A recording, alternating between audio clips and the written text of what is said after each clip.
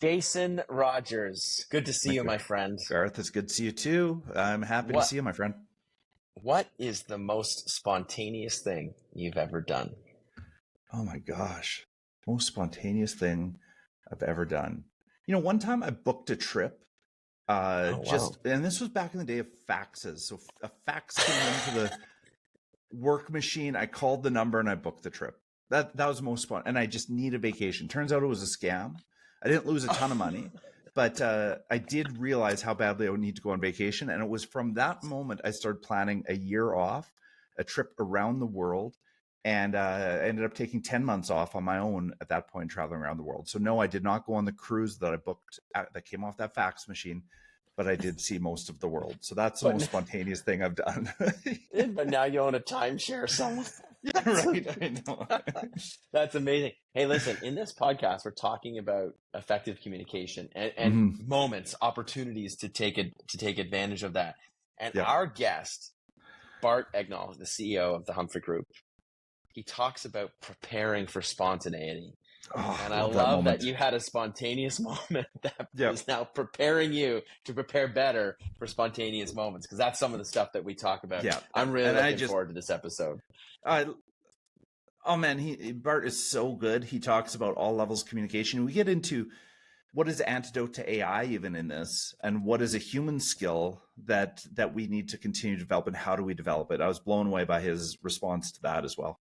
Yeah, we talk about storytelling. We talk about his company and who he's had on his own podcast. He's had a Top Gun instructor. He's had someone associated with the New England Patriots. The list goes on and on.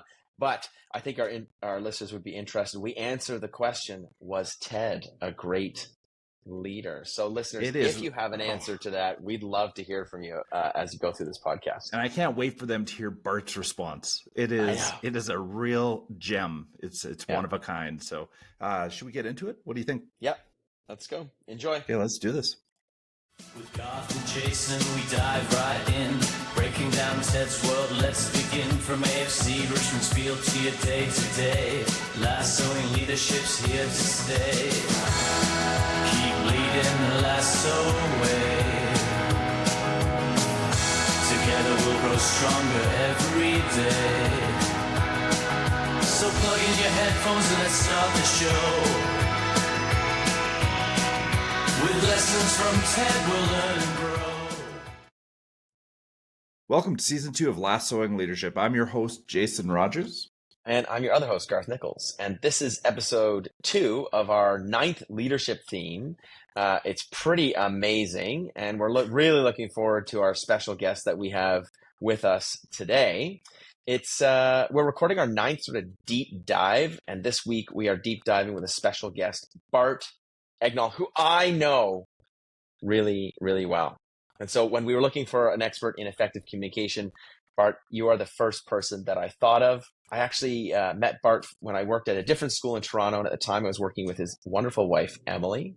And then we spent some time riding some bikes together for a while. And we chased a few wheels together. Yeah, we have. And just chatting about life, careers, and leadership.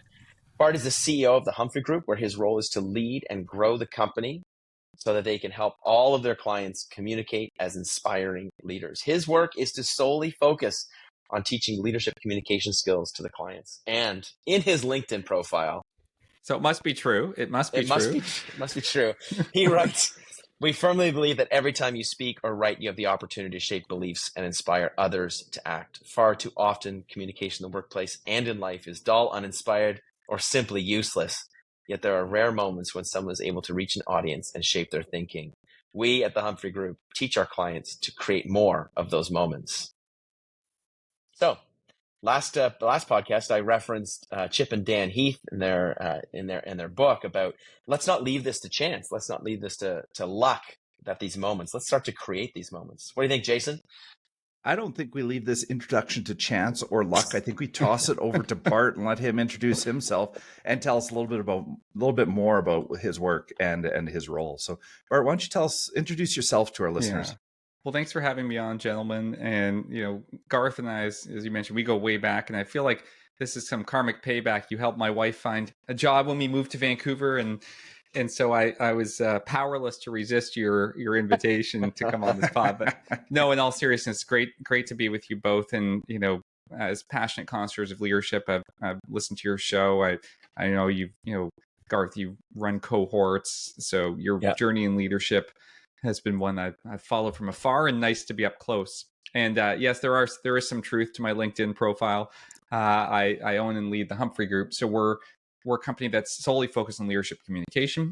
We do work around the world, and what does that mean? It means we think the skills you need to influence, to persuade, to inspire are not innate. They're ones that you learn. And even though everyone has their own authentic approach that they should embrace, there are some commonalities that you need to be taught. And so we're in the business of teaching those skills and helping people master them. And we do that. We work with people in a one-on-one capacity. The bulk of our work is group training. And then we also license our content to organizations around the world. If you are in a large Fortune 500 company in North America, chances are your company has probably used us. We have a great client list, or government as well. So yeah, it's great to be on here. I love this stuff. I wrote a book on it. I do a podcast on it. So I always appreciate the chance to talk leadership communication. And I know, we talked in the prep for this. I have some thoughts at some point we've got to get into on, was Ted Lasso really an effective leader in how he communicates? It's, I love the show, but that's a question we could delve into.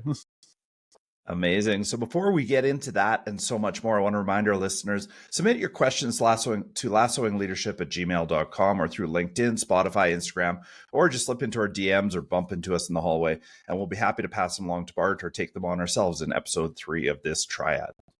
Yeah. All right, Bart, I love that question about Ted. We're going to hold off on it for a second because I want to dive right in with a nice big softball. Who was one of your favorite guests that you've had on your podcast, the Inspire podcast, which we will link to in our show notes? Well, you guys haven't come on the podcast yet, so I can't say you as a team, as a tag team. But I would say I've had a lot of guests, and they kind of fit into 3 categories. One is I have people from my own company who come on, and so they talk about what we do in in the practice of teaching leadership communication. The second is I have my clients come on, and they kind of always have interesting perspectives on how they're bringing leadership communication into their workplace. And then third, I just have like an eclectic cast of characters. And so for me, I think those are some of the most interesting people, because they're not in the business of leadership, and they're not professional leaders per se. So like just a few that stand out to me. I'll name 3 because I can't just pick one. First is I had a guy by the name of Dave Burke on the pod in my first season, and Dave was hopefully I'm getting this wrong, but he was the only person who became a Top Gun instructor. And then he flew. He was like one of the first people from the Marines, I think. Hopefully I'm getting this right, to fly this stealth fighter that they have. And so and then he retired from the military. Now he's in the business of taking principles from leadership practice and teaching them. So it was really fascinating having, and he works for a company started by this guy, Jocko Willink, who wrote Extreme Ownership. You may have heard, that's kind of a more famous book. So it's really fascinating hearing how you take, concepts where you think of the military is very command and control. And yet in their view, and in his view, the most effective leaders in the military actually are empowering others. So that was kind of a very counterintuitive conversation. Then the second person who was super interesting was a guy named Mike Lombardi. And Mike was the assistant general manager of the New England Patriots, and during the time that Brady was on the team. And so it's just really interesting hearing his views on leadership and culture, and how in the NFL, so many teams get it wrong in terms of their ability to lead, and the best teams construct with that intention to lead. And then the last was the guy was Tony Fratto. He was the deputy White House press secretary some presidencies ago, and just talking about how the microphone in politics has changed so dramatically. So 3 radically different people in terms of their walks of life, but for whom the through line was that communication, leadership were fundamental in different ways to the success of the industries and organizations that they operate in. And I think, what I took away from them is, even people who are not thinking about leadership communication with intention recognize that their success really depends on it. And they all had they had invested time and energy into thinking about how to do it right. So I know you asked for one guest, but those three stand out. Hey, Bart, just nobody ever listens to this podcast, so you can feel free to say whatever you want. What did the New England assistant GM think of Belichick? Truly. He loved him. He really believed in, he said, Belichick has total clarity of conviction, he says, and he communicates that day in and day out. And he says one of the most powerful things in the NFL is that you have so many voices outside in the media, in the press, from the fans, chirping away and telling people what to do. And he says, one of Belichick's great strengths is he has total disregard for it. He just does not care whatsoever. Yeah. And he actually says, because he does a podcast called the GM Shuffle, which is how I first kind of got connected with him.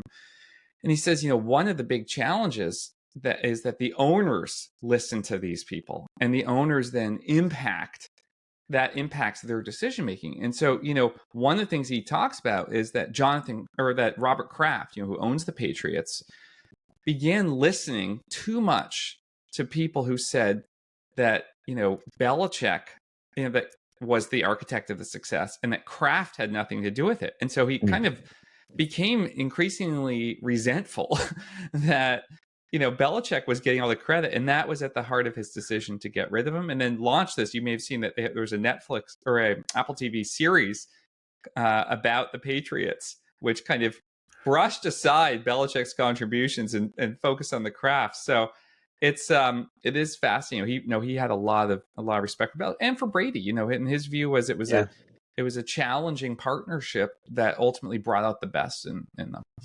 That's amazing. So I have two questions here for you, Bart, around communication. First one's pretty broad, and then I'll get more specific for some of our listeners. So if you're just to distill it down, what are three things that leaders can do to be, truly effective communicators? What's the first advice you'd give to a leader stepping into a role? Well, even before I answer that, I think it's important that we define the term leader. And, I'm sure, you've got people listening, and maybe just give me a sense. Is it mostly from the education business or sector, we should say? We find that it's about probably 70-30, Bart. We've got 70% education, 30% business sector listeners. So I think this definition of leadership that I'll put forth applies to both, but it's particularly relevant in education, where you have these flat structures, right? Where so many people are essentially kind of, you close the door of the classroom and you are in charge. I think the first thing to think about is that my definition of leader is not linked to title. It's not linked to people management, and it's not linked to a place in an org chart. We all know people who sit at the top of the org chart who we would not describe as leaders, right? And we all know people who are non-authoritative leaders in the organization. So the first thing to keep in mind is that your ability to lead is really a function of your ability to inspire others to act, and not because you direct them to act and can compel them to act, but because they have conviction that you can act. And I know in the my wife, as Garth, as you know, been a teacher for a long time. She switched to Pilates now, but she, had a long career in education. And, in education, and particularly in the public system, in the private system, there is perhaps the threat of an end of career that does not exist in the public system. But even in the public and private, and I would say in the private sector, people will pay lip service if they don't fundamentally believe in the action that you want them to take. What real change and real action comes from is shaping convictions and beliefs. So I think the first point is you need to think about leadership through the lens of influence, persuasion, and inspiration. The second point I'd say is that this does not happen, the ability to inspire, the ability to persuade does not just happen like spontaneously. The people who are most effective in the moment have worked ahead of that moment to be ready. Now, it's almost counterintuitive. To be spontaneous, you must be prepared. And so that kind of preparation, you have to work to be supernatural. You have to work unnaturally hard ahead of time. And And so that's, what kind of preparation? It's really about preparing your ideas. You don't want to have a script that you read, but you want to have clarity of thinking and clarity of conviction. And that leads me to my last point, which is you could think of it as move from information to inspiration. Too many people are concerned with the effective transfer of information. Let me tell you what I know. Let's go over this. Here's the 5 strategies, blah, blah, blah, blah, blah. Instead of, what do I want? What do I believe? What do I feel? What do I want my audience to believe? And really, if they believe that, it will inspire them to act. So those would be the 3 points I'd lead with. Okay, the follow-up I have, Bart, and that, by the way, there's a lot in there to unpack. I look forward to getting further into it. I mean, so the scenario I want to run through is you are a new principal of a school, or you're, a new leader in a business. If you're having your first staff meeting, you're about to walk into that room and you've got, 2 or 3 minutes, and you pick up the phone, you call your friend Bart and you say, hey, listen, Bart, I'm about to go in there. Right. What is a salient advice you're going to give me to set me up for success in that first meeting? We've only got a few minutes to do this. So what do you think? I'm not going to tell you what to say. So what I do instead is ask you some questions that help you define what to say. The first question you should ask yourself in any situation like that is, what action do I want to inspire? Right? That is the first question. Now, if this is your first day as a principal, and this is your first meeting with the staff, and maybe you're new to the school. Let's even take it a step further. You're new to the school, right? And so you've been brought in with a mandate, for example, to, improve the quality of teaching or whatever, right? So maybe the action you want to inspire is to create openness and readiness to embrace new ways of thinking, for sake of argument. So then once you have your action that you want to inspire, then the next thing you want to do is you want to say, all right, what belief do you want this audience to leave with that if they have it, will cause them to be ready for that action? And so so that's kind of the second piece that, define that there. So those are, I would say if you can get those 2 things, everything else is, supportive of that. How you open should lead into that. The supporting points you choose should go with that. The tone, the delivery. But that's really at the heart. What action do you want to inspire, and what belief do you want to leave them with? Thank you. That's amazing. Thanks, Bart. So sure. We have some aspiring leaders who listen to our podcast, and they're in education, and it's not uncommon to be really busy and miss some moments. And I know that you believe, and you've spoken about this, you've written about this, every moment is a chance to inspire, to connect, and lead. Can you tell me more about that as a mindset for leaders, that every moment is an opportunity? Yes. And that could sound daunting, right? Like, oh my gosh, I have every moment. I've got to nail every moment. Okay, let's just start by saying, what I say to my clients is, yes, every interaction is a moment and an opportunity. But not all opportunities are of the same magnitude or significance, right?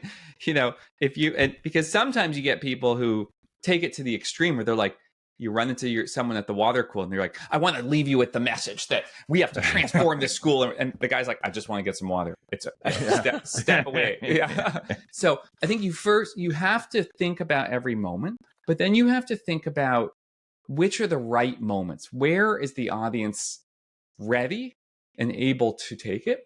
And then you have to also allocate your own time and energy, right? You have to say, is this a moment to build, like, what is the significance and scope of this moment? Maybe it's just in this moment, it's to build a slightly stronger relationship. Maybe that is that first day, and that is a command performance. So I think take the pressure off yourself if you're a new leader and you're thinking, I got to be capital L lead in every situation. But what I work with my clients, and I say, look, let's say, you're getting ready for your week. And whether it's Sunday night or Monday morning, you're on your way to your school or your job, really reflect and say, all right, this week, what are the 1 or 2 opportunities of greatest significance that I can identify? Because there'll be some that you won't, but you can at least be. And in some ways, even more importantly, who are the audiences I really want to reach this week? Because you won't often know where those audiences will be, but you want to, if you think about those 2 things, then you can begin to go through the process of preparation. And not even necessarily, initially we do prep, you train your brain, you should be writing it down. Ultimately, you'll write down your head. But you want to think, what are the, if I want to move this audience, I want to be at that opportunity. Okay, maybe I've got 3 audiences, right? I got to move. I've got some faculty who are just resistant to embracing a new use of technology. And then I have one board member who is pushing us to cut costs when we really should be investing in the business. And then lastly, I have a parent council that is dissatisfied with something, right? So you're thinking, these are my 3 audiences. Okay, with each one, what is the key? What is the action I want to inspire in them? And then what's the idea I want to leave them with? Now, do I then have an opportunity with each of them? Maybe I have an opportunity with those teachers, then maybe I have an opportunity with the council. I'm not going to see the board member. So you really kind of want to think about it through that lens of who do I need to move and how do I want to get there? Love it. So Bart, we started this series looking at every Ted Lasso episode. Wow. Okay, so we did them all. We've strayed a little bit. Now we kind of are into these leadership themes. So I like to bring it back to Ted. You've lost your way, Jason. We like to bring it back to Ted just a little bit. Be a goldfish. Be a goldfish. Yeah, you've got it. So this is a point. So Ted loves metaphors, mm-hmm. right? And especially sports ones. Mm-hmm. Where is the place for that kind of storytelling in leadership? Or sometimes I wonder, does it muddy the waters for the followers? What's your take on metaphors in leadership? Well, they can be great. I mean, they can be absolutely great. We, in fact, have built and are building, and we have a program on storytelling for leaders, and we're building a more robust one because the storytelling skill has become an increasingly critical one. People are more resistant to what I would call push influence. They're like, don't sell me. Yeah. It's a big change in the last day. But tell me a story, and I'll come to that conclusion. So I definitely think storytelling and metaphor have become increasingly compelling and important tools in the leadership communication toolbox, if used correctly, right? So what do I mean by that? Well, you still should go through that process, right, of saying, who is my audience? What do I want to inspire them to do? What belief do I want to leave them with? Before you select the story or the metaphor. Where those things are ineffective, you'll hear someone stand up at, like, let's say you've got that first staff meeting, right, that you're talking about. Let me tell you this long story about my journey into teaching and when I discovered, my passion for education and what it meant for me. And then they're like, okay, so now let's look at the year ahead, right? Mm-hmm. Total decoupling mm-hmm. of the story. So we often know that storytelling is powerful, but for leaders, they have to be connected to the intention that you want to have. And, metaphors can also, same thing, some people are, like you mentioned, sports metaphors.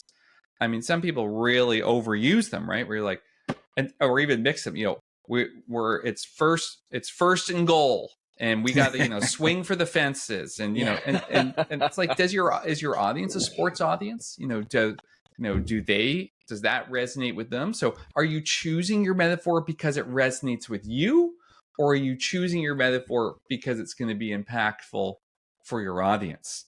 And so I think that's a good example. Like, they can be good, they can be effective, but they have to be used with intention. And I think, with Ted, he's fun to listen to, right? Because of these metaphors.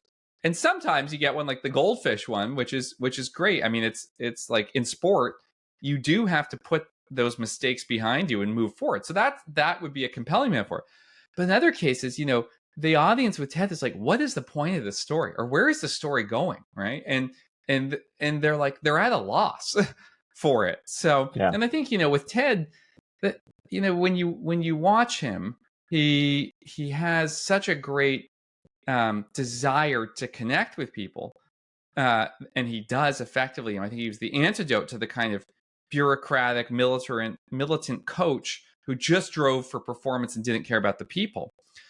At the same time, he lacked any sort of like cohesive clarity in what he was saying. It's like, what are you trying to do? Like, even in that last season, like, do you even want the team to win? It doesn't even matter to you if it wins. And I think that was it. There's the difference between what works for an audience watching a TV show and what works in an organization. Back to Mike Lombardi, right, where it's he talks about what Belichick did well was he had clarity around, like, this is how we play, this is what the team is going to do. And it was almost militant in that "do your job" was his slogan, right? But that was based on the fact that they had total role clarity and organizational cohesion and purpose around, this is how we play and this is how we win. So I think metaphor stories, tremendously powerful when used with intention. So Bart, let's get to that question. And I'm gonna bring some context to it. Was Ted a great leader through the lens of effective communication? Because I think of those moments, especially when he's talking to the press, and he's nickname like he's nicknames, right. and he uses these American slang. Right. Like, there is an element of, like, we're going to be friends. We are in this together. There's so many different parts to Ted's job. So what's your answer? Was Ted a great leader? I would say Ted was a great person, but not a great leader. Ooh, let's unpack that, Bart. Yeah. Well, first of all, I think, it's fantasy, right? So we have to say, there, and the fantasy ends the right way in the show, right? They come up and rise. But, I think, in my view, the communication part from a leadership standpoint that Ted adopted would not be effective in the real world at all.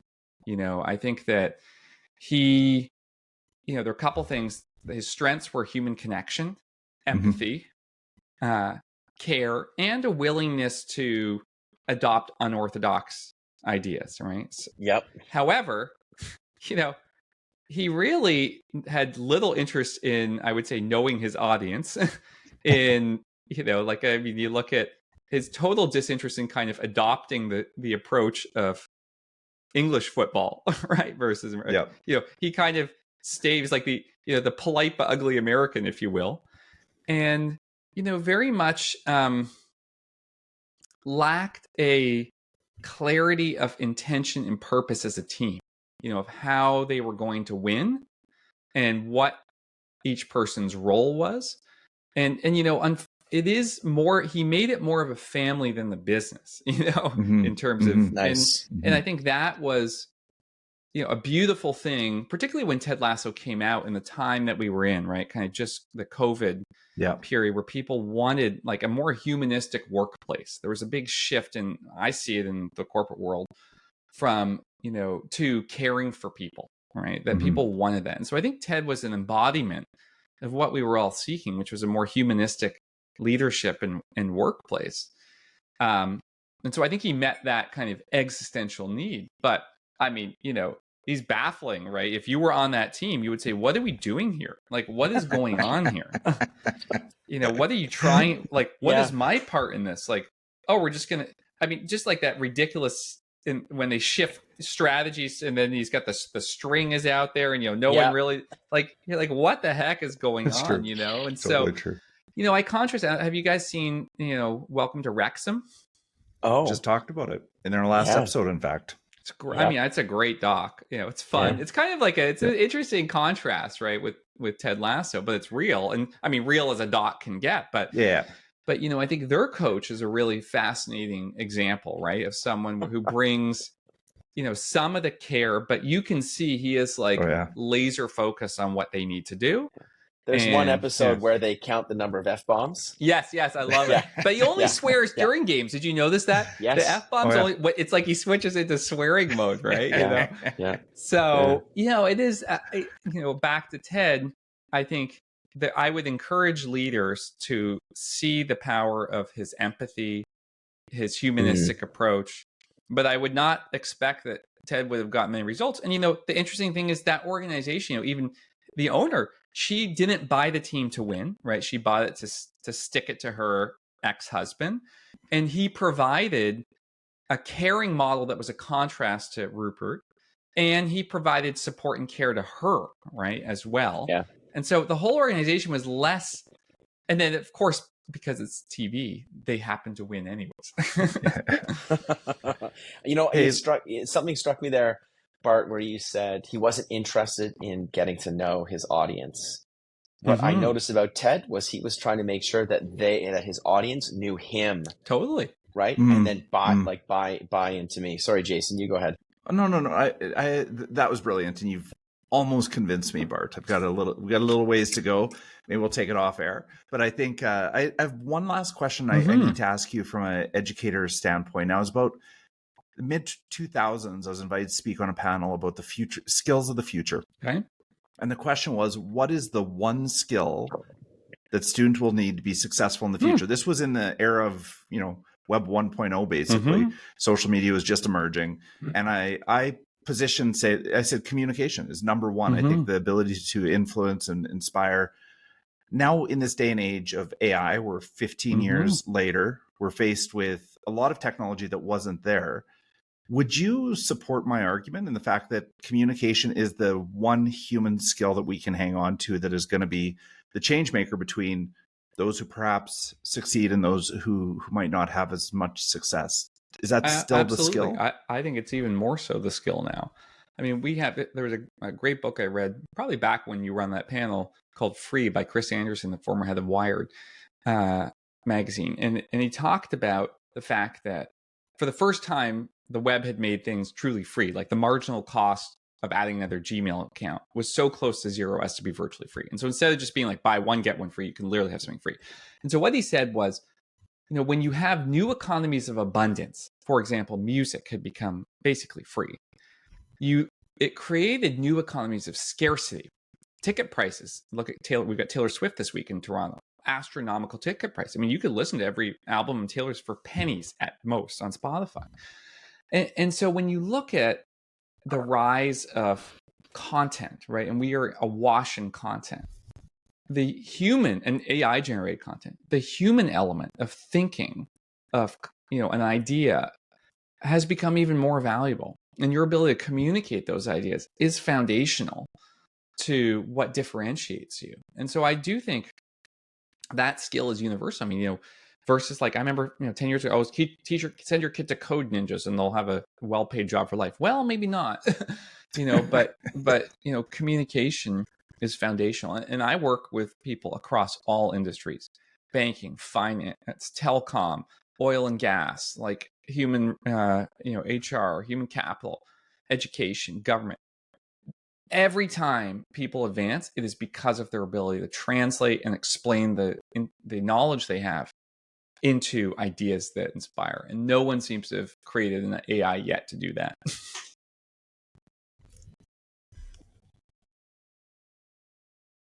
It's amazing. This is such great stuff. Communication is a skill because we're in an abundance of content.